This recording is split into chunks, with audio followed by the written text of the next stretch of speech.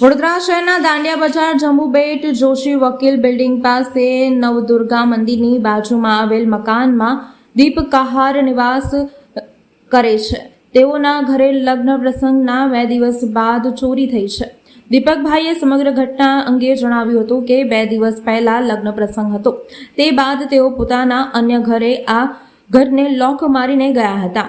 દરમિયાન રાત્રિના તેમજ મગના મકાનમાં દરવાજાનું તાળું તોડી ચોરો ઘરમાં પ્રવેશ્યા હતા. 40 થી 50 હજાર રોકડા તેમજ ગિફ્ટમાં આવેલા હતા. સોના ચાંદીના દાગીનાની ચોરી કરી ફરાર થઈ ગયા હતા. સવારના દીપકભાઈના માતાએ આ ઘરનો દરવાજો ખુલ્લો જોયો હતો અને સામાન વિખરેલાયો હતો. ઘરમાં ચોરી થયાની જાણ દીપકભાઈએ પોલીસને કરી હતી. બનાવ સંદર્ભે પોલીસે કાયદેસરની કાર્યવાહી હાથ ધરી છે. મારા તે એટલે લગ્ન થયા પછીના 2 દિવસ પછી છે ને ચોરી થઈ હતી. એકચ્યુઅલી હું અહીંયા સૂઈ રહ્યો હતો 1 વાગે, પછી ફરાસખાનાવાળો આવ્યો હતો એટલે એમને જ બધું સામાન આપ્યું. એના પછી હું અહીંયા અંધારા સ્ટ્રીટ લાઇટ અને બધું અંધારું હતું. અહીંયા આખા એરિયામાં કંઈ દેખાતું નહોતું એટલે ઘરવાળાએ એવું કીધું કે તું બીજા ઘરે અમારા સાથે સૂઈ જા.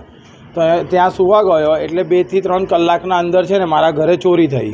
એટલે મારા મમ્મી સવારે દૂધ લેવા માટે બહાર નીકળ્યા તો સવારે જોયું એટલે આ ડોરનું તાળું છે ને તૂટેલું હતું અને તાળું પણ અહીંયા હતું નહીં ને દરવાજો ખુલ્લો હતો અને સામાન બધું વિખરેલું હતું. તો પછી મેં કંટ્રોલમાં 100 નંબર પર કોલ કરીને કાયદેસરની જાણ કરી હતી. કેટલા લાખની ચોરી થઈ છે? હવે મારા તે એટલે 50,000 રૂપિયા રોકડ રકમ હતી, ત્યાંથી 40 થી 50,000 રૂપિયાની જે ગિફ્ટમાં આવેલા પૈસા હતા અને પ્લસ જે સોનાના 2 દાગીના હતા જે મેં ઉપર લોકરમાં મૂક્યા હતા, જેનામાં એક હાથની લકી હતી જે 3 તોલાની હતી ને એક મગમાળા હતી એ 5 તોલાની હતી.